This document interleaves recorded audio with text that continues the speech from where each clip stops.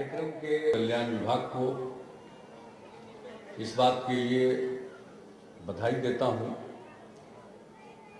कि इन्होंने स्वच्छकारों के पुनर्वास के लिए जो योजना चल रही है उसको गंभीरतापूर्वक लागू करने के लिए एक खास पहल की है और अनुसूचित जाति सहकारिता विकास निगम के माध्यम से 2 प्रकार की योजनाओं के अंतर्गत लोगों को सहायता देने के लिए इस कार्यक्रम का आयोजन किया है। ये योजना चल रही है, 3 प्रकार की योजना है जो हमारे सिर पर मैला ढोने वाले भाई और बहन हैं उनको पुनर्वासित करने के लिए। एक तो scheme for rehabilitation of manual scavenger, यानी जो स्वच्छकार हैं उनके पुनर्वास के लिए एक योजना बनी है भारत सरकार की। इनको बैंकों के माध्यम से लागू करना। इसमें जो स्वच्छकार भाई बहन हैं उनको स्वावलंबी बनाने के लिए, अपने पैरों पर खड़ा करने के लिए, कुछ रोजगार धंधे के लिए सहायता दी जाती है। जैसे कोई किराना दुकान खोल सकता है, चूड़ी का दुकान, बांस टोकरी निर्माण, फल सब्जी का दुकान, चाय नाश्ता का दुकान। तो अलग अलग चीजों के लिए जो पैसे की जरूरत पड़ेगी उसमें बैंकों के द्वारा ऋण दिया जाना और उसमें सरकार की तरफ से अनुदान भी दिया जाएगा।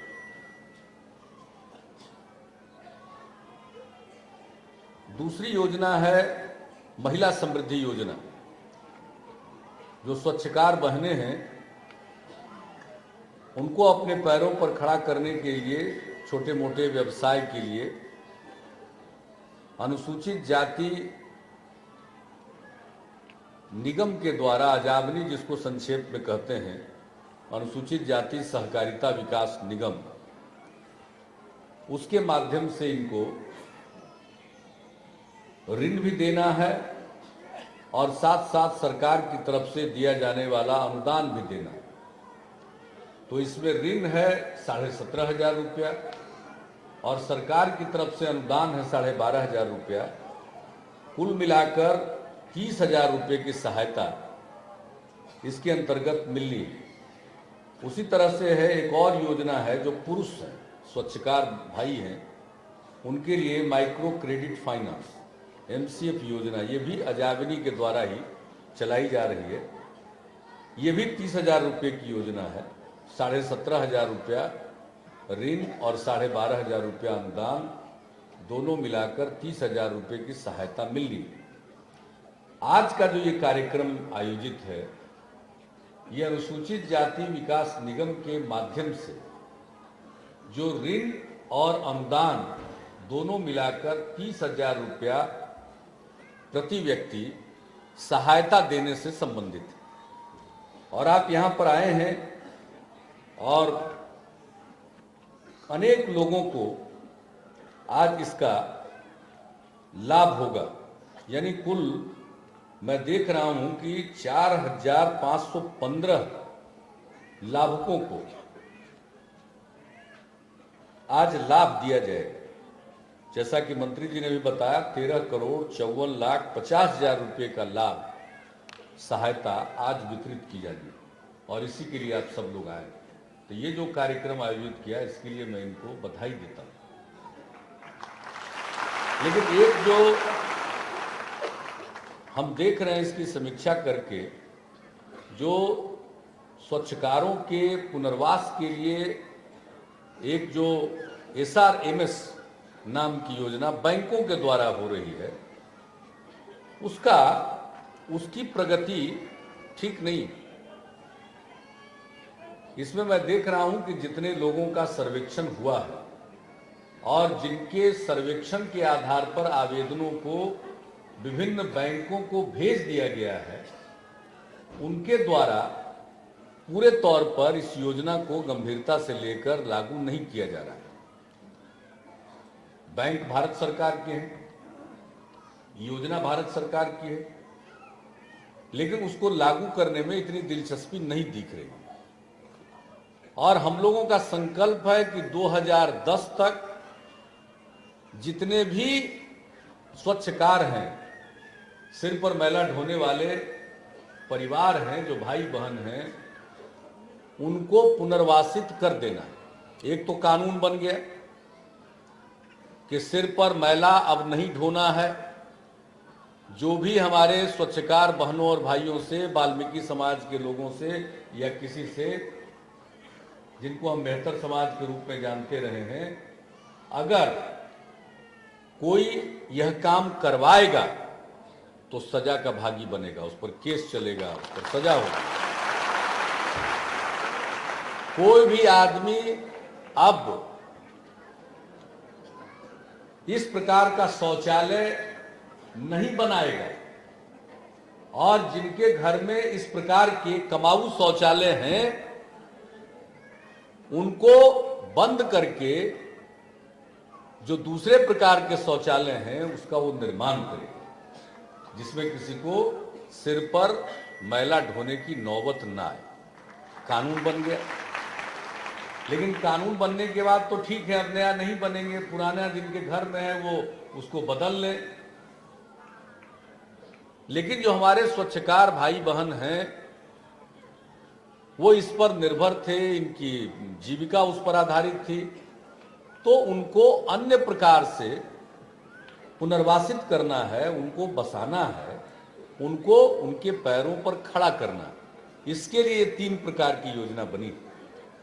तो जो 2 योजना है जिसके लिए आज ये कार्यक्रम आयोजित है, वो तो पूरे तौर पर, जैसा हमारे सचिव श्री KP रमैया ने बताया, सर्वेक्षण करके इन सब लोगों को बांट दिया जाएगा। और उन्होंने भी कहा, मैं भी आपको कहता हूं, अगर कोई छूट जाए तो उसका पता लगा करके उनको भी इस योजना के अंतर्गत लेकर उनको भी ये मदद पहुंचाई जाएगी। और जो बैंक के द्वारा जो स्कीम है, जिसमें बैंकों की भूमिका अब तक संतोषप्रद नहीं, संतोषजनक नहीं, तो उसके लिए मैं विभाग को कहूंगा, मंत्री जी भी यही है, सचिव हैं, वो एक पत्र बनावे, खुद भी लिखें और मेरे तक लाएं। और मैं भारत सरकार से इस बात को उठाना चाहता हूं, या तो बैंकों को वो बाध्य करें कि जिनका सर्वेक्षण हो गया है और जिन्होंने दरखास्त दे दिया है पुनर्वास के लिए, उनको सहायता दे दें, या फिर यह स्कीम भी अनुसूचित जाति सहकारिता विकास निगम के माध्यम से लागू कर दें, ताकि एक भी स्वच्छकार भाई बहन पुनर्वास की इस योजना से वंचित न रह जाए। तो ये होना चाहिए। तो आज का कार्यक्रम तो इसके लिए आयोजित है, और मैं चाहूंगा, और मैं इसके लिए धन्यवाद भी दूंगा कि उन्होंने इस कार्यक्रम में मुझको भी बुलाया। चिट्ठियां आती रहती है भारत सरकार से, और हम भी इन लोगों को निर्देश देते रहते हैं कि भाई ये जल्दी से जल्दी, और 2010 के बाद तो एक भी बगैर पुनर्वास के नहीं होना चाहिए। और यहाँ पर महादलित आयोग में जो सदस्यगण हैं, ऋषि जी तो आ जाते हैं, हमारे जिनको कह लीजिए मुसहर समाज से आ रहे हैं, हमारे राजेंद्र नट जी हैं, इनको बताने की जरूरत नहीं है, नट समाज से हैं, वकील हैं हाई कोर्ट पे, नट समाज से आते हैं। हमारे छोटे राजवंशी जी हैं, रजवार समाज से आते हैं, रामचंद्र राम जी हैं वो रविदास समाज से आते हैं, और हमारे ये जो बबन रावत जी बैठे हुए हैं, खड़ा हो जाइए जी बबन जी, ये आते हैं, ये स्वच्छकार समाज से आते हैं, जिनको हम मेहतर समाज के रूप में जानते रहे हैं, वाल्मीकि समाज से ही आते हैं बैठे। तो मैं इनको कहूंगा कि विशेष तौर पर आप इस बात को देखें कि एक भी परिवार, एक भी व्यक्ति इस योजना से छूटने न पाए। सभी इच्छुक परिवारों को सर्वे करके और उनको इस प्रकार की सहायता पहुंचा दें ताकि लोग अपने पैरों पर खड़ा हो जाए। एक तो ये काम हो जाना चाहिए जिस काम के लिए आए हैं, और बाकी बहुत सारी बातें हुई है, तो हम भी चाहते हैं कि 2010 के बाद ये काम बचे ही नहीं, सब लोग पुनर्वासित हो जाएं और ये प्रथा न हो। ये तो बहुत ही घिनौनी प्रथा थी, और गंदा कोई करे, साफ कोई करे। गंदा करते हो तो साफ करो, दूसरा कौन करेगा साफ? ये बात ठीक नहीं थी, लेकिन पता नहीं हमारे समाज में किस किस प्रकार की प्रथा चल रही थी। तो ये बहुत अच्छा काम हो रहा है, और पूरे तौर पर सिर पर मैला ढोने की प्रथा का हर प्रकार से उन्मूलन हो जाएगा। एक तो कानून बना करके, अब वो अपराध है जो ऐसा करेंगे, करवाएंगे किसी से, वो दंड के भागी बनेंगे, और दूसरी तरफ जो इस काम में लगे हुए थे, पारंपरिक तौर पर, पेशेवर तौर पर इस काम से जुड़े हुए थे, उनको अन्य प्रकार से बसा देना, उनको पैर पर खड़ा कर देना, ताकि फिर से लौटकर उस तरफ उनको जाने की नौबत ना आए और भूल जाएं इस बात को। तो इस काम के लिए और बिल्कुल समय सीमा के अंतर्गत। दूसरी बात, हम जब आज इस कार्यक्रम में आए हैं तो अजाबनी की स्थिति पर मंत्री जी ने काफी कुछ कहा है, तो स्वतंत्र हैं, कोई भी प्रस्ताव मेरे पास लाएंगे। मैंने उनका प्रस्ताव अचानक इस सभा में ही सुना। इसके पहले अगर वो प्रस्ताव लाए होते तो शायद उनको सभा में बोलने की नौबत नहीं आती, लेकिन उन्होंने उसको यहाँ रखा है। तो मैं उनको कहूँगा कि जल्दी से जल्दी इस काम को करें और लाएं। इनको जो गारंटी देनी है स्टेट की, हम क्यों नहीं गारंटी देंगे?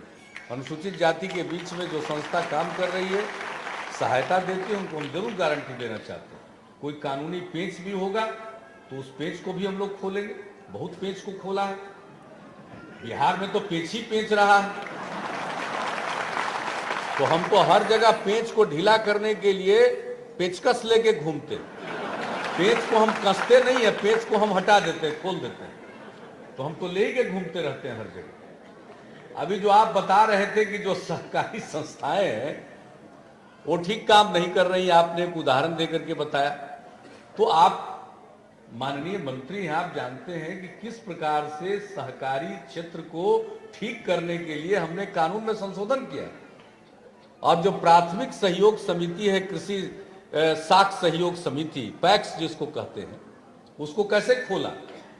उसमें सब सदस्य नहीं बनते थे, सबको सदस्य बनवाया, और अनुसूचित जाति जनजाति के लोगों को सदस्य बनने के लिए उसमें सरकार ने दे दिया उनका हिस्सा पूंजी और शेयर जो वो लेते थे सदस्यता शुल्क।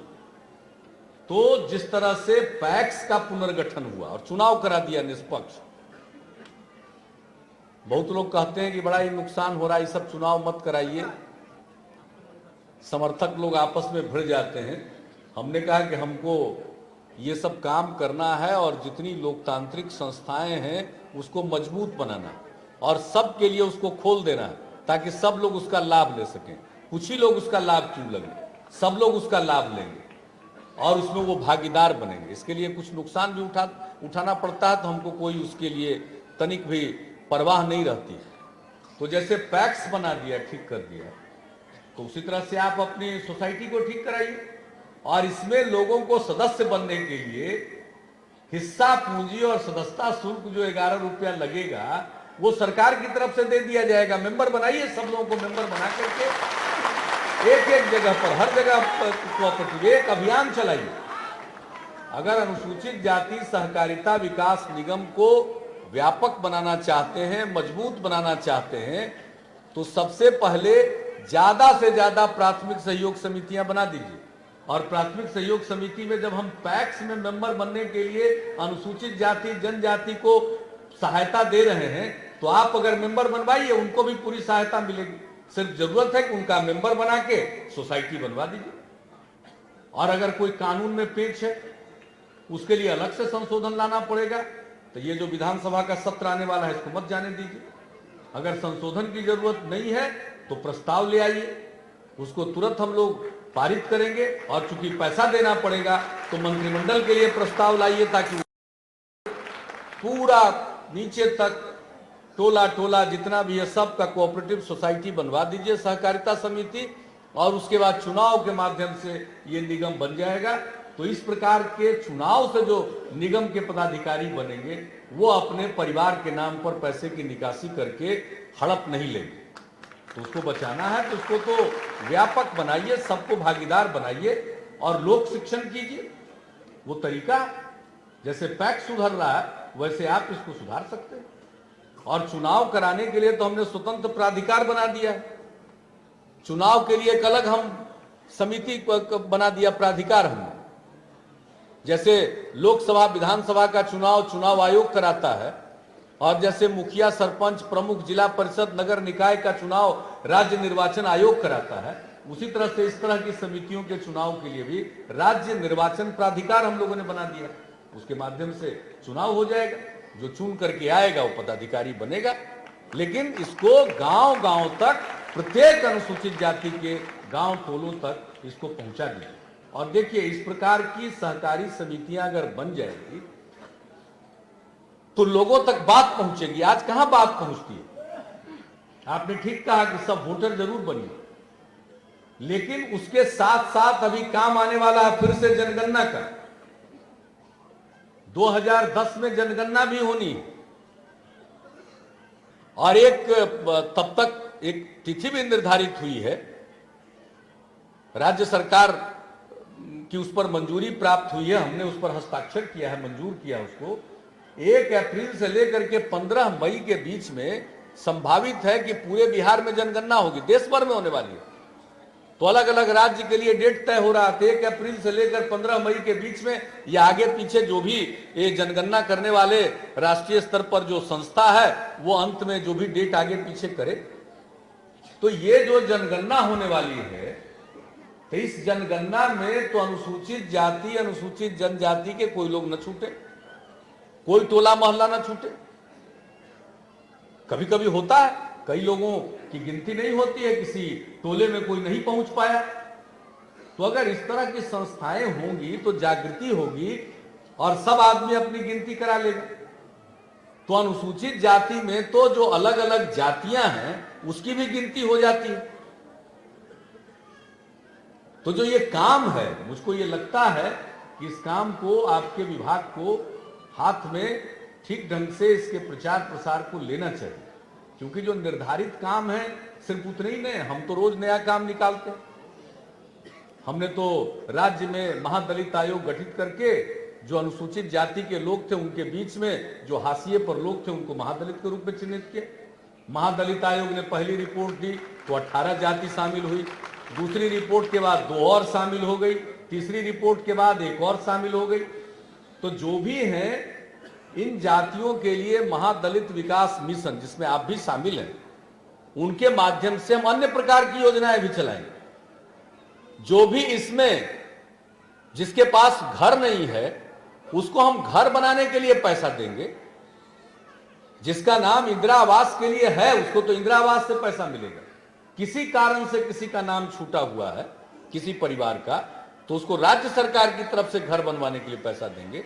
और घर तो जमीन पर बनेगा, घर तो जमीन पर बनेगा, आसमान में तो बनेगा नहीं।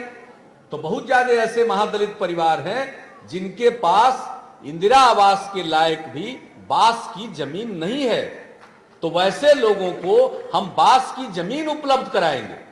और कल ही हमने तय कर दिया, परसों हमने तय कर दिया है कि बांस की जमीन जो सरकारी जमीन है, गैर मजरूआ आम भी और खास भी, ये इनको आवंटित होगा। और जो आवंटन के लिए मंत्रिमंडल तक आता था उसकी प्रक्रिया को सरल बना दिया और कहा कि प्रमंडल के आयुक्त उसको दे देंगे। तो ये तो हुआ जो सरकारी जमीन उपलब्ध है।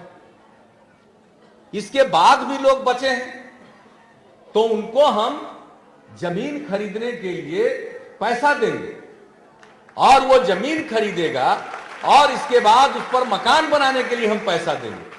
हम चाहते हैं कि एक एक महादलित परिवार के लोगों का अपना एक पता हो जाए, एक आशियाना हो जाए, रहने की जगह हो जाए, कोई उसको उजाड़ नहीं पाए, उसका घर होगा, किसी के रहमो करम और किसी की कृपा पर वो नहीं रहेगा, बल्कि अपना उसका एक घर होगा।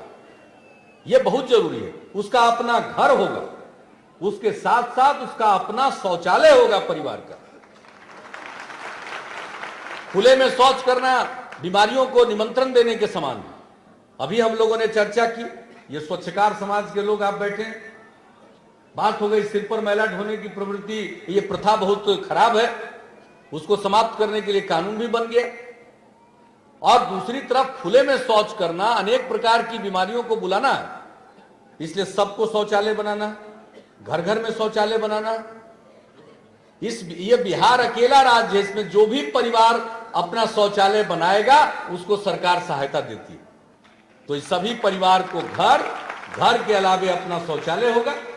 हम लोग नहीं जानते हमारा कि अगर कोई गरीब गुरबा आदमी को लोग तंग करना होता है तो ये भी कहीं कहीं सुनने को आता है, उसको कह देता है कि तुम कहां शौच जाओगे। वो कितनी पीड़ा की बात है। इसलिए अपना शौचालय भी होगा, घर भी होगा, शौचालय भी होगा, आंगनबाड़ी केंद्र होगा उनके टोले में, स्कूल का प्रबंध होगा, वो सब पढ़ेंगे। और हम प्रत्येक टोले में जो 500 की आबादी पर लगभग होगा उस पर एक विकास मित्र भी हम लोग बहाल करेंगे और उसका काम होगा जो महादलित विकास मिशन की योजनाएं हैं उनको धरती तक पहुंचाना। वो और काम भी कर सकता है, सरकार उसको मानदेय पर रखेगी और उनको उनके बीच से उसका चयन होगा। जिस टोला में अनुसूचित जाति की जिस जाति की सबसे अधिक आबादी होगी उससे उसका चयन हो जाएगा महादलित परिवार में। तो वो सब स्कीम को भी लागू कराएंगे। महादलित विकास मिशन को धनराशि दी जा रही है। जमीन के बारे में पैसा हमने राजस्व विभाग को दे दिया है। मकान बनाने के लिए पैसा हम दे देंगे महादलित विकास मिशन या ग्रामीण विकास विभाग को। हम तो चाहते हैं कि जल्दी से जल्दी शुरू हो जाए। और एक ही चीज नहीं, हरुका सामुदायिक भवन भी बन जाए। बच्चे जो स्कूल जाते हैं उनके लिए पोशाक का इंतजाम हो जाए। गरीबी के कारण स्कूल नहीं भेज पाते हैं, अब तो हमने सभी के लिए कर दिया। तीसरा क्लास में जो पहुंचेगा उसको हम देंगे 500 रुपये। तो सब तरह से फिर घर में रेडियो ट्रांजिस्टर बाजा खरीद ले, गाना भी सुनेगा, देश दुनिया का समाचार भी सुनेगा, जानेगा, अवगत रहेगा, जानेगा तब तो अपने अधिकार के लिए आवाज बुलंद करेगा। तो ये सब काम करके जागृति लाना, उनको संगठित करना, उनका इंतजाम करना, सब प्रकार के इंतजाम के लिए हमारी सरकार ने महादलित के विकास की योजना बना करके महादलित विकास मिशन भी बना दिया है कि उसके माध्यम से हम इसको क्रियान्वित करेंगे। तो जितनी जल्दी लागू हो तो सभी लोगों का, जिसमें हमको जो मेहतर समाज के नाम से जाने जाते रहे, वाल्मीकि समाज के लोग, स्वच्छकार जिनको हम कहते हैं, वो सब शामिल है। मुसहर समाज के लोग शामिल हैं, डोम समाज के लोग शामिल हैं, नट समाज के लोग हैं, रजवार समाज के लोग हैं, रविदास समाज के लोग हैं। सब के सब लोगों के लिए ये योजना है और सब लोग इस योजना का लाभ उठाइए। और एक बार जब इन योजनाओं का लाभ उठाइएगा, लोगों का अपना पता होगा, उनके बच्चे पढ़ जाएंगे, उनका इलाज ठीक ढंग से हो जाएगा, तो इसके बाद किसी प्रकार के सहायता की जरूरत नहीं है। वो अपना रास्ता खुद तय कर लेगा, किसी के सहारे की जरूरत नहीं है, क्योंकि वो परिश्रम के बल पर जिंदा रहा। तो हमारा काम है सबको पढ़ा देना, सबको स्वस्थ बनाना। और बिहारियों का कोई जवाब है? कोई जवाब नहीं। सबसे तेज होता है जो पढ़ा लिखा लोग है। कोई तरह की परीक्षा देश में होती है, सबसे ज्यादा बिहारी पास करता है। इसलिए दूसरा प्रांत का बहुत लोग जलता भी है बिहारियों से, तो उससे आगे बढ़ेंगे। और जो इतनी बड़ी आबादी है, अगर वो अनपढ़ रहेगी, अशिक्षित रहेगी या अस्वस्थ रहेगी, तो बिहार का क्या विकास होगा? विकास का मतलब है कि 10-20 फैक्ट्री लग जाए। विकास का मतलब है मानव विकास, लोगों का विकास।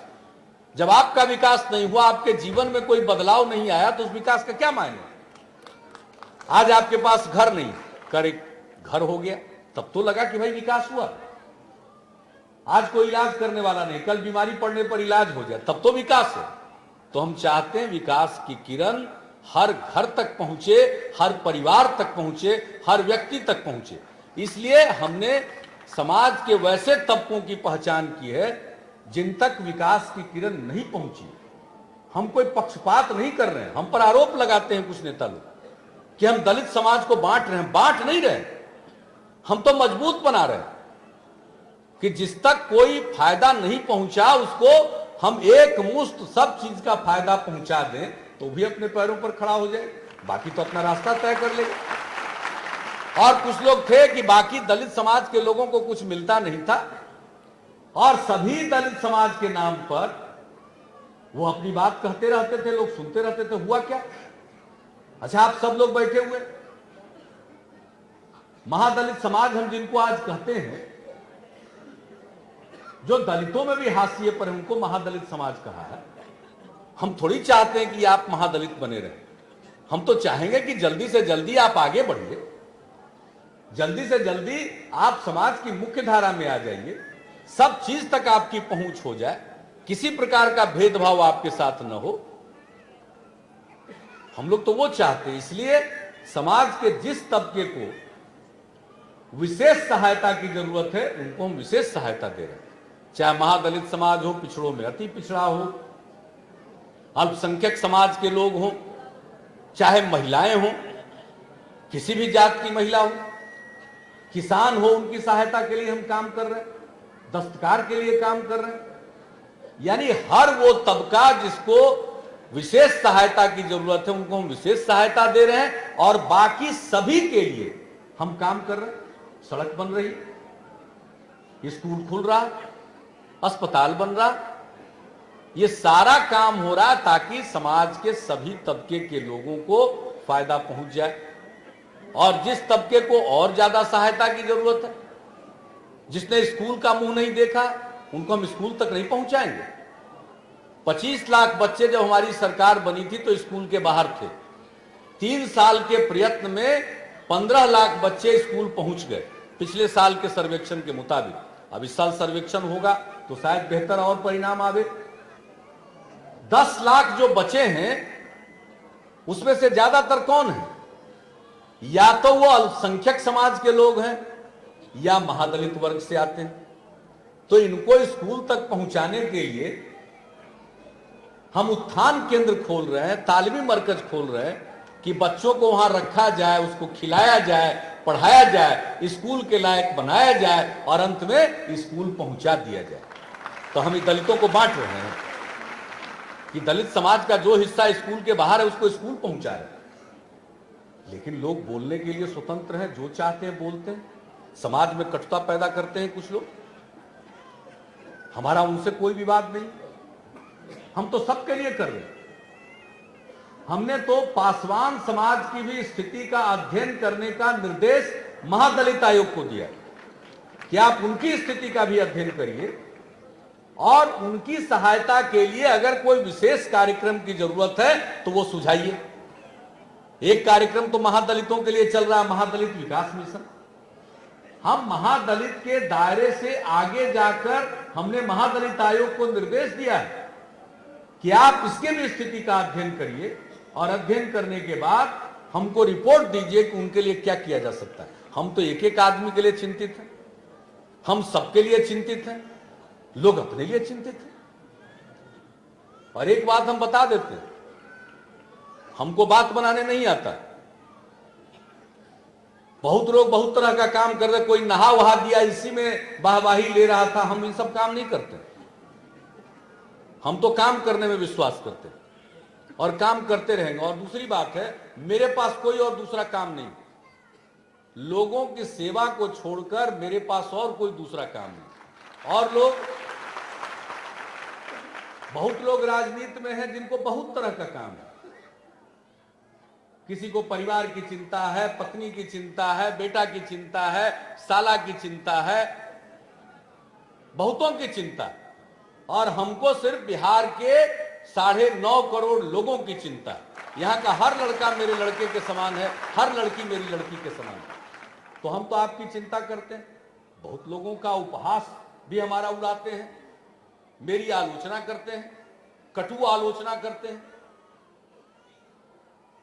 मैं उस पर ध्यान दिए बगैर अपने काम पर चलता रहता हूं। इसलिए बहनों और भाइयों, आज का ये कार्यक्रम अनुसूचित जाति विकास निगम के द्वारा अनुसूचित जाति जनजाति कल्याण विभाग के द्वारा उसके तत्वावधान में किया जा रहा है। और बाकी के भी सब काम, कोई हमारा यही काम नहीं, हमने गिनाया, अन्य काम को भी करके हम सर्वांगीण विकास चाहते हैं। और इसी को कहते हैं न्याय के साथ विकास। हमारा लक्ष्य है न्याय के साथ विकास, सबका विकास। न्याय के साथ विकास का मतलब क्या होता है? सभी तबके का विकास और सभी इलाके का विकास। चाहे ऋषि जी का पूर्णिया का इलाका हो,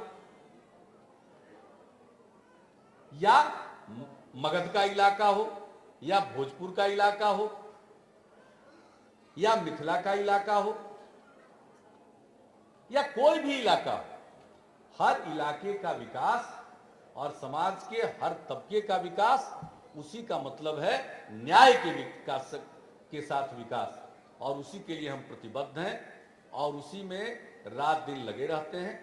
4 साल यही काम करते बिता दिया, 5वां साल भी हम यही करेंगे। बाकी बिहार की जनता जाने, जैसा चाहे वो करे। हम तो जिस दिन तक हैं हम आपकी खिदमत करेंगे, अपने मार्ग से नहीं भटकेंगे। और मेरे लिए तो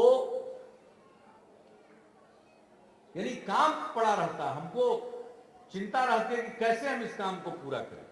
और लोग बहस छेड़ करके भी जिंदा राजनीति में रहते हैं। हमने बहस नहीं छेड़ा, हमने ऐलान किया महादलित आयोग बनाएंगे, बना दिया। 3 महीने में उनकी रिपोर्ट आनी शुरू हुई, हमने काम करना शुरू कर दिया।